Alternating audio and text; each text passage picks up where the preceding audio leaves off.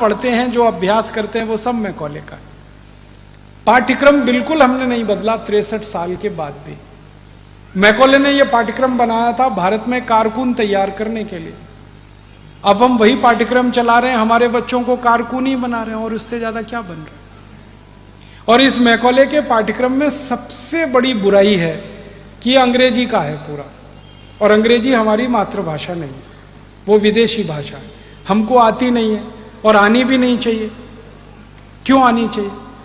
हमको मराठी आनी चाहिए, संस्कृत आनी चाहिए, हिंदी आनी चाहिए, कन्नड़ आनी चाहिए, तमिल आनी चाहिए, तेलुगु आनी चाहिए। अंग्रेजी क्यों आनी चाहिए? किस अंग्रेज को हिंदी आती है जो हमको अंग्रेजी आनी चाहिए? बताओ ना, किस अंग्रेज को मराठी आती है जो हमको अंग्रेजी आनी चाहिए? अंग्रेजी तो नहीं आनी चाहिए। और इस देश में सबसे ज्यादा विद्यार्थी नापास होते हैं वो अंग्रेजी में, कारण कि मातृभाषा नहीं है उनकी, इसलिए नापास होते हैं। बंद करो इस अंग्रेजी को, कोई नापास नहीं होगा, कोई फेल नहीं होगा। विषय पढ़ाओ ना, विषय का ज्ञान दो, गणित का ज्ञान दो, भौतिक शास्त्र का ज्ञान दो, रसायन शास्त्र का ज्ञान दो, इंजीनियरिंग सिखाओ, मेटलर्जी सिखाओ, केमिकल इंजीनियरिंग सिखाओ, कुछ भी सिखाओ, विषय सिखाओ। ये भाषा के चक्कर में क्यों फंस गए? और भाषा भी मूर्खों की है, कुछ दम नहीं है उसमें। कुछ लोग ऐसा तर्क देते हैं कि अंग्रेजी अंतर्राष्ट्रीय भाषा है। बिल्कुल नहीं। दुनिया में 200 देश है, मात्र 14 देशों में अंग्रेजी चलती है, बाकी कहीं अंग्रेजी नहीं। और वो 14 देश वो हैं जो अंग्रेजों के गुलाम थे। ऑस्ट्रेलिया, न्यूजीलैंड, कनाडा, अमेरिका, फिर ब्रिटेन, फिर स्कॉटलैंड, फिर आयरलैंड, फिर भारत, फिर पाकिस्तान, फिर बांग्लादेश। इन्हीं देशों में अंग्रेजी है क्योंकि ये गुलाम थे अंग्रेजों के, बाकी कहीं नहीं है। फ्रांस में फ्रेंच है, जर्मनी में जर्मन है, रूस में रशियन है, जापान में जापानीज है, चीन में चाइनीज है, डेनमार्क में डेनिश है, नीदरलैंड में डच है। सब देशों की अपनी भाषाएं। कोई देश अंग्रेजी में काम नहीं करता, बात भी नहीं करता। और इन सब देशों के लोगों से जब मैं बात करता हूं, कहता हूं तुम अंग्रेजी क्यों नहीं सीखते? उन्होंने कहा क्यों सीखना, मूर्खों की भाषा है। और अंग्रेजी की मूर्खाई हमें समझ में आती है, फिर भी हम उसको चिपक के पकड़ के रखे। दुनिया में किसी भी भाषा में इतनी मूर्खता नहीं है जितनी अंग्रेजी में। PUT put, BUT boot, BUT but, PUT पट, सीयूटी कट है, बीयूटी बट है, तो पीयूटी पट होना चाहिए कि नहीं? और अगर पीयूटी पुट है तो बीयूटी बुट, सीयूटी कुट होना चाहिए। कुछ और छोरी नहीं है, इतनी मूर्खता की भाषा। अंग्रेजी की मूर्खाई क्या है? एक जगह CH होता है का, और एक जगह CH होता है चा।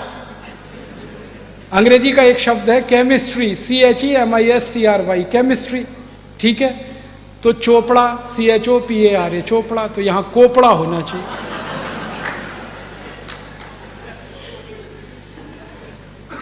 और अगर CHOPARA चोपड़ा है तो उधर केमिस्ट्री होना चाहिए, CHEMISTRY में। और जब भी अंग्रेजी के लोगों से बात करो ये क्या चक्कर है, वो कहते पता नहीं, अब है तो हम कर रहे हैं। मूर्खों की भाषा ऐसी होती है। अंग्रेजी जो है ना, बहुत बहुत बहुत बहुत रद्दी भाषा है। इसके पास शब्द नहीं है अपने। 5वीं शताब्दी में तो ये भाषा बनी है। आपको मालूम है अंग्रेजी का इतिहास मुश्किल से 1000, 1200, 1500 साल पुराना। 5वीं शताब्दी के पहले तो अंग्रेजी ही नहीं थी। पूरे इंग्लैंड और स्कॉटलैंड और उसमें लैटिन चलती थी। अंग्रेजी उसमें से उधार लेके कुछ शब्दों से शुरू हुई। फ्रेंच से उधार लिया, जर्मन से लिया, लैटिन से लिया, इससे लिया, कुछ हिंदी से लिया, खिचड़ी बना दिया उन्होंने। शब्द नहीं है उनके पास। इतनी गरीब भाषा है ये, जो दुनिया में कहीं नहीं है। इनके पास ले दे के एक ही शब्द है, अंकल। काका, मामा, मौसा, फूफा, काका का काका, मामा का मामा, मौसा का मौसा, सब एक ही है, अंकल। शब्द ही नहीं है। और ले दे के एक शब्द है आंटी। काकी भी है, मामी भी है, मौसी भी है, सब आंटी। ये भारत में तो नहीं होता। हमारे यहाँ तो जितने भी रिश्ते हैं हर एक के लिए अलग शब्द है। इनके पास शब्द ही नहीं। और ऐसी मूर्खता के शब्द हैं, समझ में नहीं आते। फादर इन लॉ, कौन सा? इधर वाला कौन सा father in? Mother in law कौन सी? इधर वाली की इधर वाली? मूर्खताओं की भाषा। अच्छा, मैं अगर आपसे हिंदी में या मराठी में ये कहूं कि ये व्यक्ति किसी व्यक्ति का साला है, ठीक है, आप 1 मिनट में पता लगा लेंगे साला है या माने उसकी बहन का भाई है, ठीक है। अगर मैं कहूं कि ये उसका जीजा है, इमीडिएट में पता लगा लेंगे। अंग्रेजी में साला और जीजा दोनों के लिए एक ही शब्द है, ब्रदर इन लॉ। अब पता ही नहीं है कि वो साला है कि जीजा है मूर्खों की भाषा की नहीं। अब ये मूर्खों की भाषा में हम फंसे हुए हैं और अपने को बहुत स्मार्ट समझते हैं। और ये मूर्खता पता है कहां तक जाती है? हम हिंदुस्तानी लोग अंग्रेजी के चक्कर में फंस के हमारा कचरा हो गया। ना हम अंग्रेज हो पाए, ना भारतीय रह पाए। आधे अंग्रेज आधे भारतीय। वो कैसे है? किसी के घर में जाओ तो पिताजी का नाम रामदयाल, माताजी का नाम गायत्री देवी, बेटे का नाम टिंकू। अब मैं पूछता हूं ये रामदयाल और गायत्री देवी का टिंकू कहां से आया? और जिन्होंने नाम रखा है ना टिंकू, उनको पूछता हूं आपको इसका अर्थ मालूम है? टिंकू अंग्रेजी की वेबस्टर डिक्शनरी में टिंकू का अर्थ है आवारा लड़का, जो बाप की ना सुने मां की ना सुने, वो टिंकू है। और यहां अच्छे खासे अपने बेटे को आप टिंकू बोल बोल के टिंकू बना रहे। क्या मूर्खता के नाम रखे, कैसे कैसे नाम रखते हैं। डब्लू, बबलू, पिंकू, टिंकू, बबली, डबली, ट्विंकल, डिंपल। क्या मूर्खता। कुछ नामों की कमी है अपने संस्कृत में, मराठी में, हिंदी में। क्यों आप ये फालतू अंग्रेजी नाम? और ऐसी मूर्खाई है इस देश में अंग्रेजी के नाम पे। कभी कभी कुछ घरों में मैं चला जाता हूँ भोजन आदि करने के लिए, क्योंकि मैं भोजन होटल में नहीं करता, ठहरता भी होटल में नहीं, किसी के घर में ठहरता हूँ, खाता भी घर में ही हूँ, तो अक्सर घरों में जाता रहता हूँ। तो वहाँ अंग्रेजी की मूर्खाई दिखाई देती है। अभी थोड़े दिन पहले मैं किसी के घर में गया दिल्ली, तो उनके एक छोटे से बेटे को माता पिता ने मेरे सामने लाके खड़ा कर दिया, ये हमारा बेटा है। मैंने कहा ठीक है, बहुत अच्छा है, ये बहुत होशियार है। मैंने कहा अच्छा, ये बहुत अच्छी कविताएं सुनाता। मैंने कहा अच्छा सुनवाओ जरा। तो उन्होंने कहा बेटे पोइम सुनाओ अंकल को। मैंने कहा मैं अंकल तो नहीं हूँ। कहने लगे फिर क्या है? मैंने कहा काका बना लो, मामा बना लो, कुछ बना लो, अंकल तो नहीं हूँ। जो सुविधा है बना लो, मामा बना लो, काका बना लो, कुछ कर लो। तो फिर बच्चे ने कविता सुनाना शुरू किया। Rain rain go away come again another day little baby wants to play. मैंने बच्चे को पूछा तुमको अर्थ मालूम है इस कविता का? नहीं मालूम।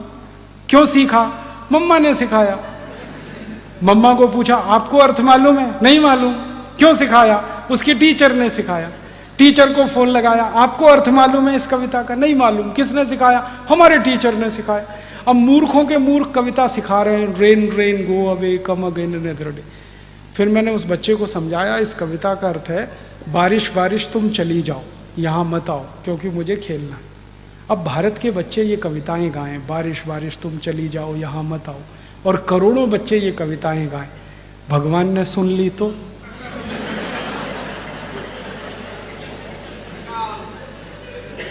भगवान ने अगर कविता सुन ली तो बारिश को वापस बुला लेगा, यहां बारिश होगी नहीं। और 60% खेती बारिश पर इस देश में जिंदा रहती है। वहां अगर बारिश नहीं होगी, आप भूखे मरेंगे, मैं भूखा मरूंगा, शेतकरी भूखा मरेगा, तो भारत में इस कविता की गरज क्या, जरूरत क्या? ऐसे मूर्ख लोग अंग्रेजी में कविता ऐसे। फिर उसकी आई ने, बच्चे की आई ने कहा फिर कौन सी कविता सिखाऊं? तो मैंने कहा कविता सिखाओ, ये रे पाऊसा तुला दे तो पैसा, पैसा झाला तोटा पाऊस आला मोठा। ये कविता सिखाओ, क्योंकि ये कविता भारत की आत्मा है। आत्मा क्यों है? जिस देश में 60% खेती पाउस आधारित है, उस देश में पाउस को बुलाने की ही कविता हो सकती है, भगाने की कैसे हो सकती है? तो हमारे बच्चों को तो यही सिखाना चाहिए, बारिश बारिश तुम जल्दी आओ, बार बार आओ, मैं तुमको पैसा देना चाहता हूं इसलिए आओ। ये भारत की कविता है। अंग्रेजों की कविता रेन रेन गो अवे। कविता भी जो होती है ना, वो अपनी जरूरत, अपनी संस्कृति, अपनी सभ्यता, अपनी परंपरा से निकलती है। अंग्रेजों की संस्कृति, अंग्रेजों की सभ्यता, उनकी परंपरा हमसे बिल्कुल अलग है। इंग्लैंड में बारिश कभी भी आती है, यूरोप में बारिश कभी भी आती है, वहाँ के बच्चे शाम को बाहर खेल नहीं सकते, कभी भी मौसम खराब हो जाता है, इसलिए वो कविता गाते हैं रेन रेन गो अवे। हमारे यहाँ तो बारिश साल में सिर्फ 3 महीने आती है और उसका दिन फिक्स है, इस दिन से लेकर इस दिन तक। तो हम कैसे गा सकते हैं रेन रेन गो अवे? और बारिश का समय जब निश्चित है और बारिश पर पूरे देश की अर्थव्यवस्था निश्चित है, तभी इस देश में बारिश आधारित बहुत सारे साहित्य लिखे गए हैं, बहुत सारी किताबें लिखी गई हैं। हमारे देश में महाकवि कालिदास ने जो मेघों का वर्णन किया है और उसमें से जो उस उत्साह उत्पन्न होता है सुनकर बोलकर, वो हमारी संस्कृति का हिस्सा है, क्योंकि जरूरत है हमारी। महाकवि कालिदास इंग्लैंड में नहीं हो सकते, जो मेघों का इतना सुंदर वर्णन कर सकते हैं, वो जरूरत है हमारी। तो हम तो हमारी जरूरत सभ्यता संस्कृति परंपरा में से लेंगे, अंग्रेजों की सभ्यता संस्कृति परंपरा से हमारी जरूरत पूरी नहीं।